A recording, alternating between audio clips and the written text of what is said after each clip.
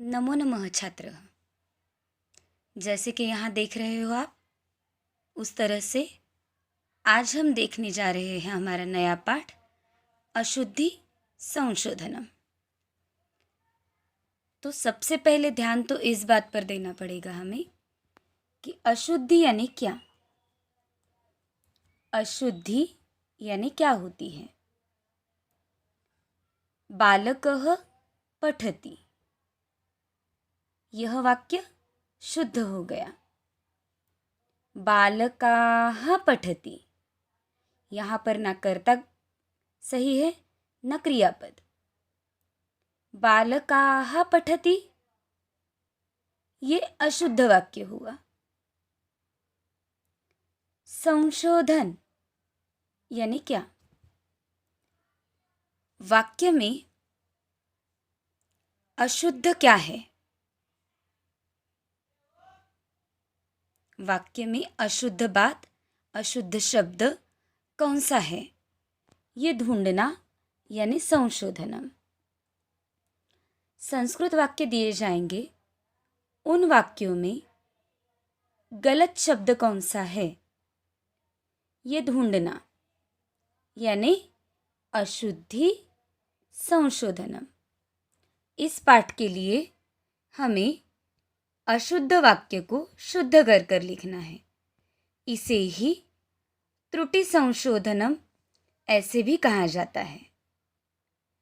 इस पाठ के लिए हमने संस्कृत में पायाभूत जो ज्ञान लिया है, जैसे कि शब्द रूप, कारक, उपपद, धातु रूप, संख्यावाची शब्द, इन सारे पाठों का ज्ञान इस अशुद्धि संशोधन पाठ में प्रयुक्त करना जरूरी होता है। उसके आधार पर ही वाक्य में अशुद्ध क्या है और शुद्ध क्या है, ये समझकर हम वाक्य सही तरीके से शुद्ध वाक्य लिख सकते हैं। तो आइए देखते हैं इस पाठ के लिए ज़रूरी बातें कौन सी है। जैसे मैंने आपको अभी बताया, अशुद्धि संशोधन को ही त्रुटि संशोधन कहा जाता है। त्रुटि यानी गलतियाँ, अशुद्ध यानी रॉन्ग जो है वो ढूंढना यानी अशुद्धि संशोधन या त्रुटि संशोधन।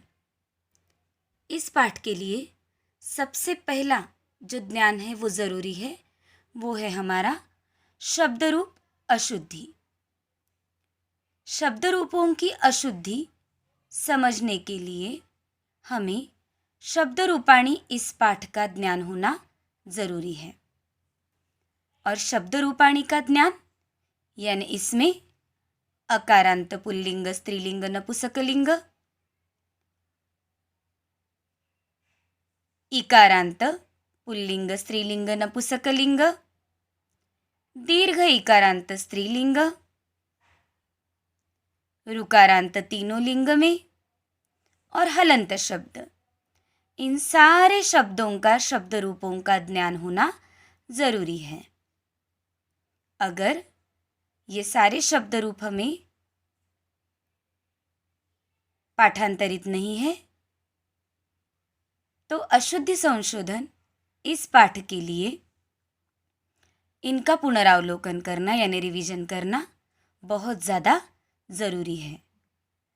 तो ही शब्द रूप के आधार पर जो अशुद्धियाँ, जो त्रुटियाँ दी जाएगी, वो समझकर हम उस वाक्य को शुद्ध कर सकेंगे।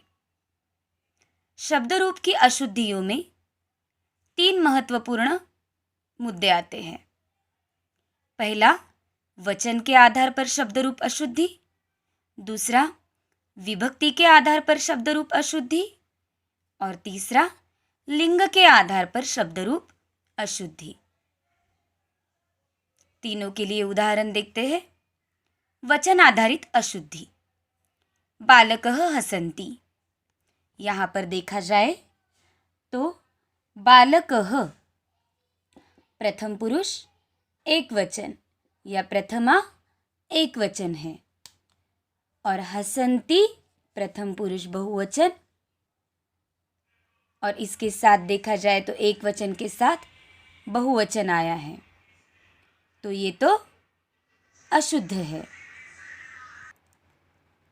जहाँ पर बालकः ये शब्द आता है तो प्रथम पुरुष एक वचन का ये शब्द, इसके साथ प्रथम पुरुष एक वचन ही होना चाहिए। तो हसन्ति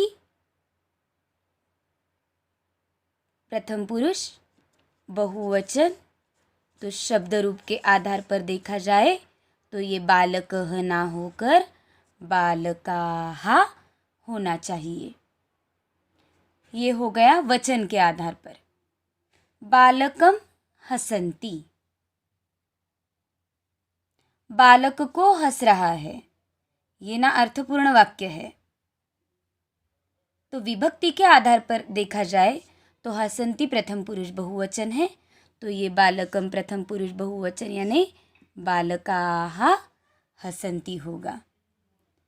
लिंग के आधार पर, लिंग के आधार पर धातु पर ध्यान देने की ज़रूरत नहीं है।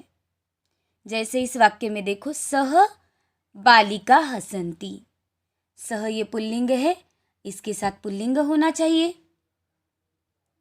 तो ये बालिका के प्लेस पर आएगा यहाँ पर बालकः।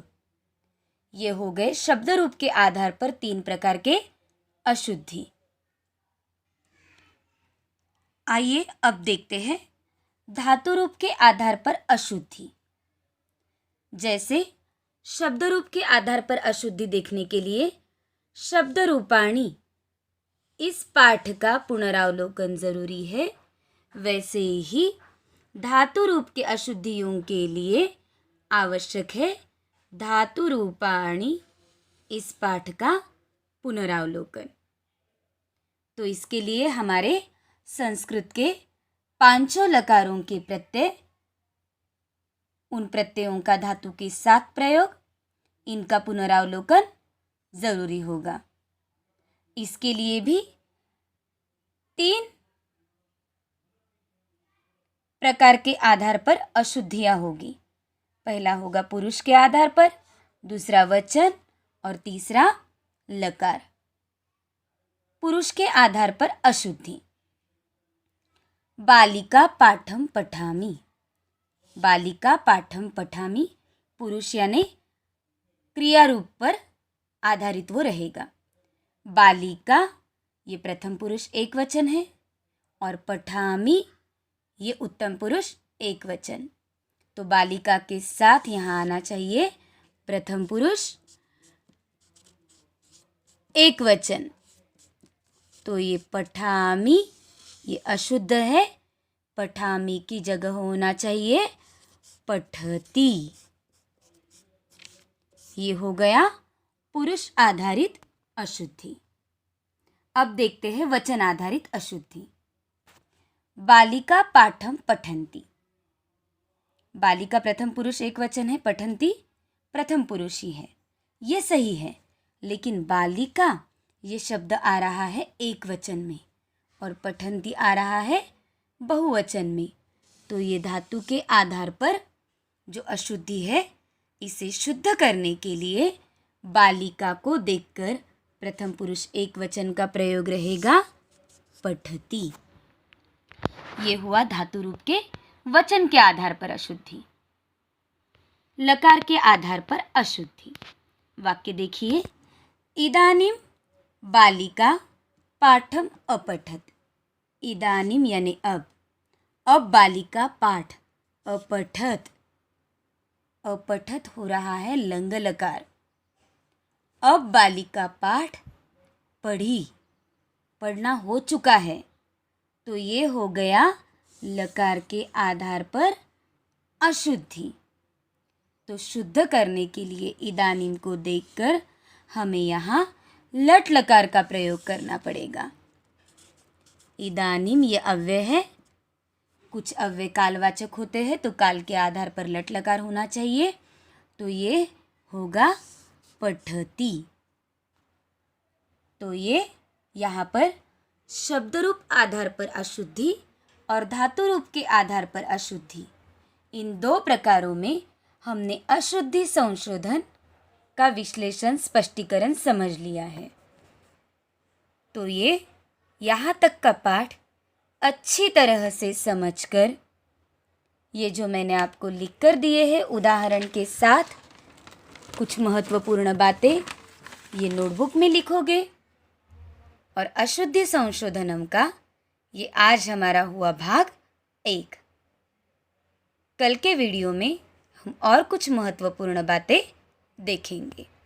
धन्यवाद।